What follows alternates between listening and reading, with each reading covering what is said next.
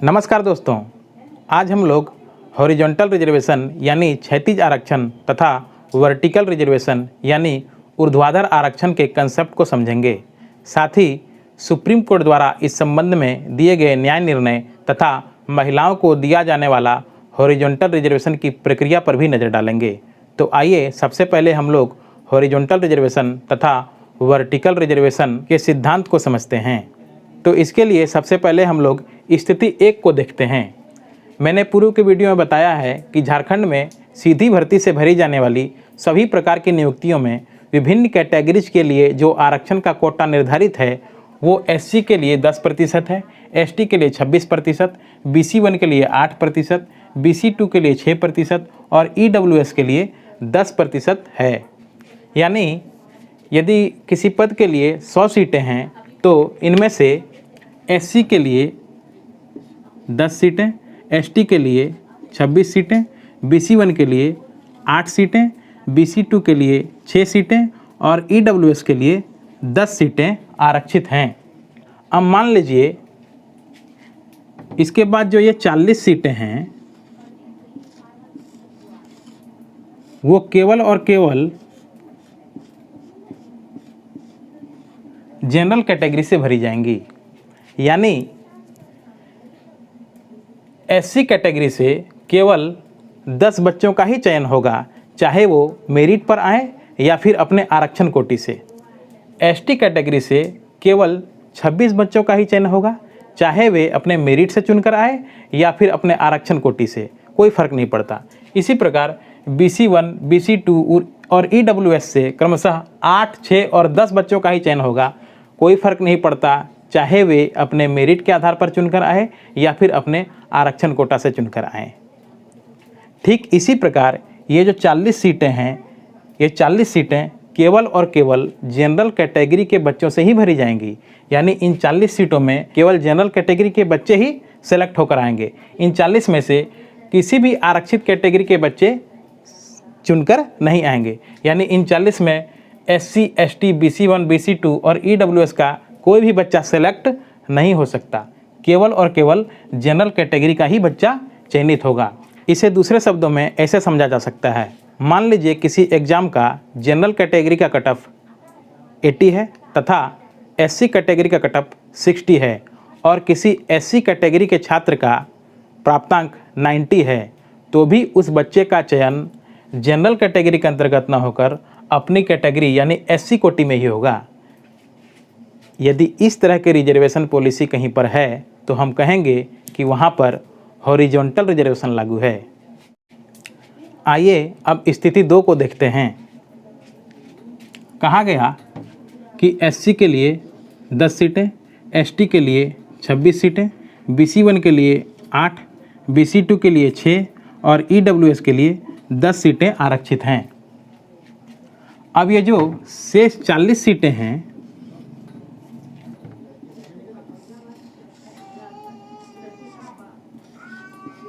वो अनरिजर्व्ड हैं, अनारक्षित हैं। यानी ये 40 सीटें खुली हुई हैं, ओपन हैं। ये 40 सीटें केवल और केवल मेरिट से भरी जाएंगी, मेरिट के आधार पर भरी जाएंगी। यानी इन 40 सीटों में किसी भी रिजर्व कैटेगरी का बच्चा अपनी मेरिट के आधार पर सेलेक्ट हो सकता है, चुनकर आ सकता है। जैसे किसी एग्ज़ाम का 1 से लेकर 100 रैंक तक की सूची बनाई जाती है तो प्रथम 1 से लेकर 40 रैंक तक के बच्चों का चयन UR कैटेगरी में होता है। इन 40 में से SC, ST, BC1, BC2, EWS category के भी बच्चे हो सकते हैं यदि वे अपनी मेरिट के आधार पर चुनकर आएँ। यानी किसी भी रिजर्व कैटेगरी का व्यक्ति अपनी मेरिट के आधार पर अनरिजर्व कैटेगरी यानी अनारक्षित श्रेणी में अपनी जगह बना सकता है, चुनकर आ सकता है। इसे दूसरे शब्दों में ऐसे समझा जा सकता है, मान लीजिए किसी एग्ज़ाम का जनरल कैटेगरी यानी UR कैटेगरी का कट ऑफ 85 है तथा SC कैटेगरी का कट ऑफ 60 है और SC कैटेगरी के किसी लड़के का प्राप्तांक 90 है, तो उस लड़के का चयन SC कैटेगरी के अंतर्गत न होकर UR कैटेगरी के अंतर्गत होता है। अतः हम कह सकते हैं कि वर्टिकल रिजर्वेशन का सिद्धांत किसी भी आरक्षित कैटेगरी के व्यक्ति को अनारक्षित कोटि में चयनित होने का अधिकार देता है यदि वह अनारक्षित श्रेणी के लिए तय किए गए सभी मापदंडों को पूरा करे। दोस्तों, हमारे देश में विभिन्न कैटेगरीज के लिए वर्टिकल रिजर्वेशन ही लागू होता है, किंतु महिलाओं को हॉरिजॉन्टल रिजर्वेशन दिए जाने की क्या प्रक्रिया है, आइए अब उसे समझते हैं। हम जानते हैं कि झारखंड में प्रत्येक कैटेगरी में महिलाओं के लिए 5% क्षैतिज आरक्षण यानी हॉरिजॉन्टल रिजर्वेशन का प्रावधान है। इस हिसाब से यूआर कैटेगरी में 2 सीटें, ईडब्ल्यूएस में आधी सीटें, मान लेते हैं 1 सीट, BC2 के लिए 1 सीट, BC1 में 1 सीट, ST के लिए 2 सीट मान लेते हैं और SC में 1 सीट महिलाओं के लिए क्षैतिज रूप से आरक्षित है। इसका मतलब ये हुआ कि यूआर कैटेगरी में जिन 40 व्यक्तियों का चयन हुआ है उनमें से 2 महिलाओं का चयन निश्चित रूप से होना चाहिए। यदि इन 40 में से 2 महिलाएं या 2 से अधिक महिलाएं स्वतः मेरिट के आधार पर चुनकर आ गई हैं तो कुछ करने की आवश्यकता नहीं। ये मान लिया जाएगा कि क्षैतिज आरक्षण का कोटा पूरा हो चुका है, अलग से हॉरिजॉन्टल रिजर्वेशन क्षैतिज आरक्षण देने की कोई आवश्यकता नहीं। अब मान लेते हैं कि इन 40 में से 2 महिलाएं नहीं बल्कि एक ही महिला का चयन हुआ है, तो ऐसी स्थिति में क्या होगा? इसका मतलब ये है कि 40 में से 39 पुरुष कैंडिडेट होगा और 1 महिला होगी। तो वैसी स्थिति में क्षैतिज आरक्षण का कोटा पूरा करने के लिए ये 39 लड़के जो हैं, 39 पुरुष कैंडिडेट हैं, उसमें से जो 39वां रैंक का पुरुष होगा उसे यहाँ से हटा दिया जाता है और जो 1 से लेकर 100 रैंक तक की जो मेरिट सूची बनाई गई है उसमें से प्रथम 1 से 40 के बाद, प्रथम 40 के बाद जो पहली महिला कैंडिडेट होगी उसे उठाकर यहाँ पर रख दिया जाता है। तो इस प्रकार 2 महिला पूरा हो जाता है और क्षैतिज आरक्षण का कोटा पूरा कर दिया जाता है। इसी प्रकार जो ये मान लेते हैं जो SC कैटेगरी के अंतर्गत 10 व्यक्ति चुनकर आए हैं उसमें से 1 महिला अभ्यर्थी का चयन निश्चित रूप से होना चाहिए, तो ही क्षैतिज आरक्षण का कोटा पूरा माना जाएगा। यदि 1 महिला या 1 से अधिक महिला का चयन स्वतः SC कैटेगरी के अंतर्गत हो चुका है तो मान लिया जाएगा कि क्षैतिज आरक्षण का कोटा पूरा हो चुका है, अलग से कुछ करने की आवश्यकता नहीं है।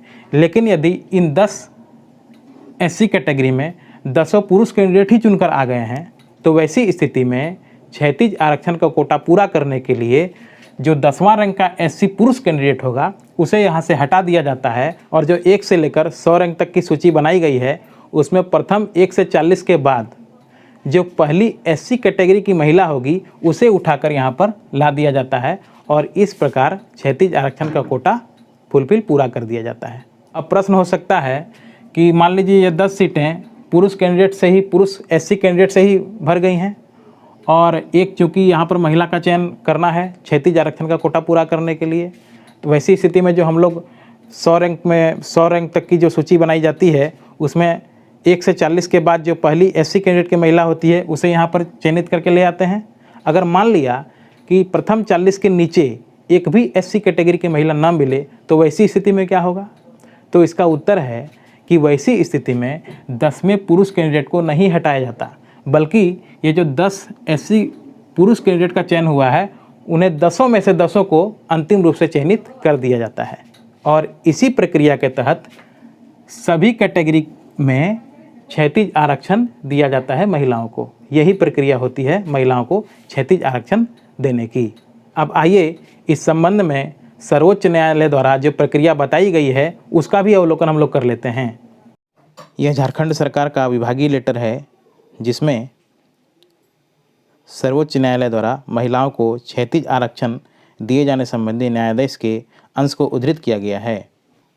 यहाँ स्टेप वाइज वह प्रक्रिया बताई गई है, जिस प्रक्रिया को मैंने आप लोगों को समझाया वही यहाँ स्टेप वाइज अंग्रेजी में लिखा है। यह लेटर इस वीडियो के डिस्क्रिप्शन बॉक्स में उपलब्ध रहेगा। दोस्तों, इसी क्रम में एक और कंडीशन को जान लेना आवश्यक होगा। मान लेते हैं कि ये जो 10 सीटें SC कैटेगरी के लिए निर्धारित हैं, मान लिया कि महिला और पुरुष कैंडिडेट को मिलाकर केवल 8 सीटें ही भरी हैं और 2 SC योग्य उम्मीदवार न मिल रहा हो, तो वैसी स्थिति में ये जो 2 सीटें बच जाती हैं उनका क्या होगा? वैसी स्थिति में ये 2 सीटें रिक्त रह जाती हैं और इन 2 सीटों को आगे आने वाली वैकेंसी में समायोजित कर दिया जाता है।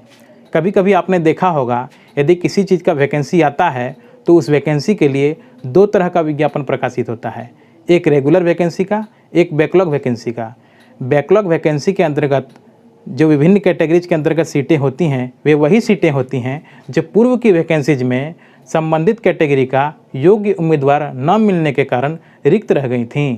दोस्तों, कुछ मित्रों के बीच यह भ्रांति बनी हुई है कि जो व्यक्ति जिस रिजर्व कैटेगरी का होगा उसका चयन उसी कैटेगरी में होगा, न कि जनरल कैटेगरी में।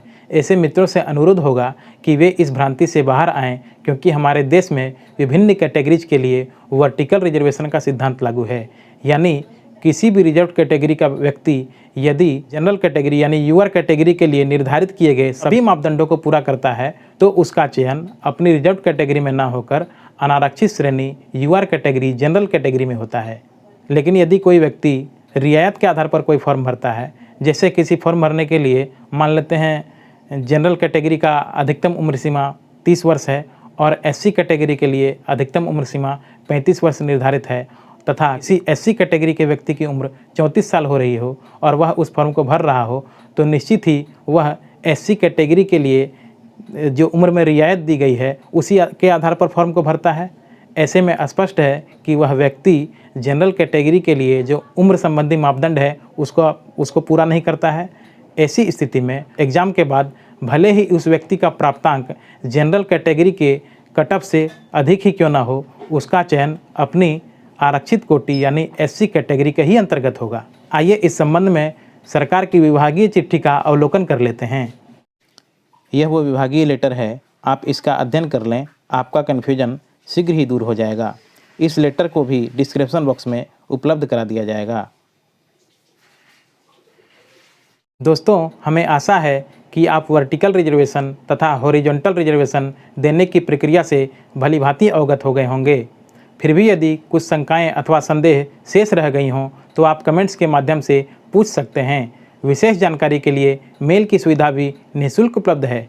मित्रों, हमारे वीडियोज़ के माध्यम से दी जाने वाली महत्वपूर्ण जानकारियों का आप लाभ उठाएंगे तथा हमारी कमियों को क्षमा करेंगे। इसी आशा के साथ हम फिर मिलेंगे नेक्स्ट वीडियो में एक नई जानकारी के साथ। तब तक के लिए नमस्कार।